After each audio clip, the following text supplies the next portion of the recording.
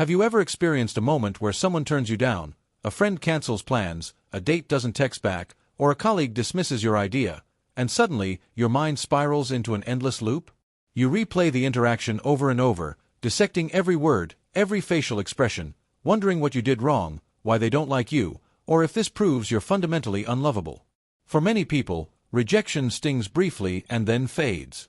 But for others, it lingers like a shadow, fueling hours, days, or even weeks of relentless overthinking. This isn't just occasional worry.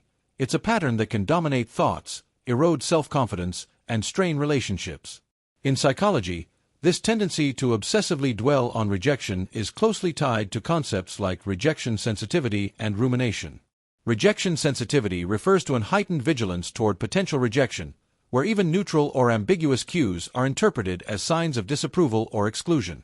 When combined with rumination, the repetitive, passive focus on negative emotions and their causes, it creates a powerful cycle. People who always overthink rejection aren't weak or overly dramatic. They're often responding to deep-seated psychological mechanisms shaped by biology, past experiences, and cognitive habits. Understanding this pattern is crucial because it affects millions. Studies show that rejection activates the same brain regions as physical pain, explaining why it hurts so deeply. But for those prone to overthinking, the pain doesn't stop at the initial blow. It amplifies through endless mental replay. Today, we'll explore why some people get trapped in this cycle, what drives it, its profound impacts, and most importantly, evidence-based ways to break free. By the end, you'll have a clearer picture of this common yet often misunderstood experience, and practical tools to navigate it. Rejection is a universal human experience. From an evolutionary standpoint, our ancestors relied on social bonds for survival. Being ostracized from the group meant vulnerability to predators, scarcity of resources, or isolation. As a result, the human brain evolved a sophisticated alarm system for social threats. Neuroimaging studies reveal that social rejection lights up areas like the anterior cingulate cortex, which processes physical pain, and the prefrontal cortex, involved in emotional regulation.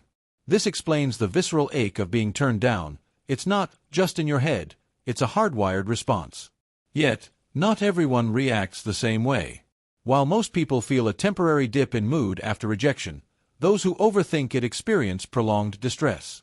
This is where rejection sensitivity comes in. Coined by psychologists like Geraldine Downey, rejection sensitivity is the tendency to anxiously expect, readily perceive, and intensely react to rejection. People high in this trait scan interactions for signs of disapproval, often misinterpreting neutral behaviors as personal slights. A delayed text message becomes evidence of disinterest. A casual comment is twisted into criticism. What sets these individuals apart? Research points to several key factors. One major contributor is attachment styles, developed in early childhood through interactions with caregivers.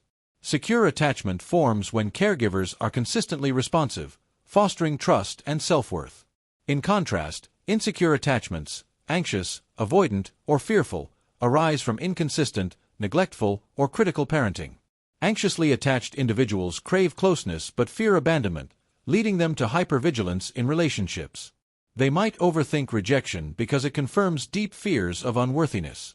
Avoidant individuals, on the other hand, distance themselves to protect against hurt, but underlying rejection fears can still trigger rumination. Studies consistently link insecure attachments to higher rejection sensitivity. For instance, those with anxious attachment often show elevated worry and lower self-esteem, which fuel overinterpretation of social cues. Childhood experiences play a pivotal role. Bullying, emotional neglect, overly critical parents, or repeated social exclusions can sensitize the developing brain to rejection threats.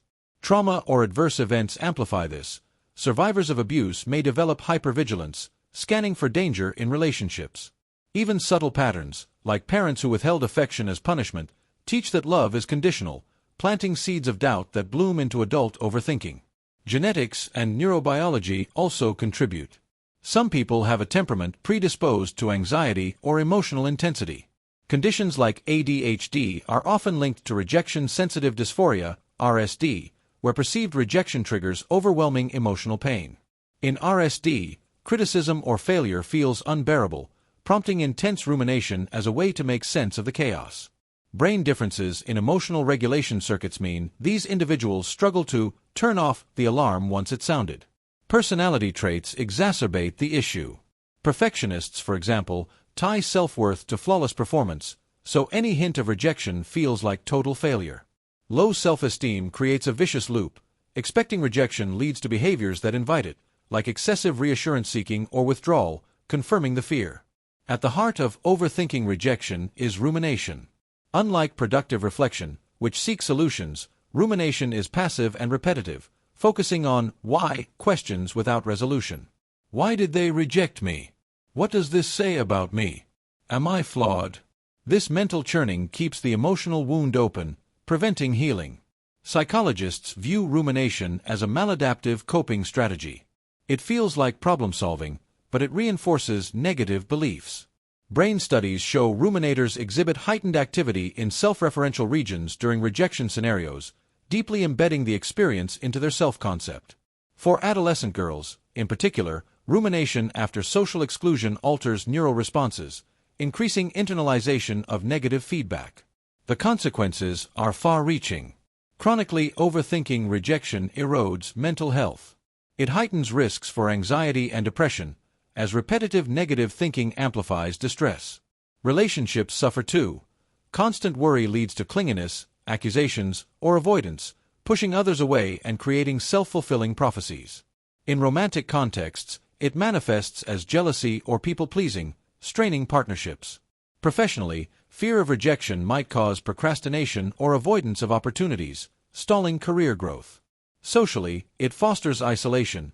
Anticipating rejection, individuals withdraw, missing genuine connections. Physically, the stress response takes a toll.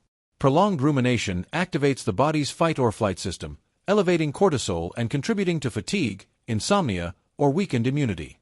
Over time, this pattern diminishes life satisfaction, trapping people in a cycle of loneliness and self-doubt. Real-life examples illustrate this vividly.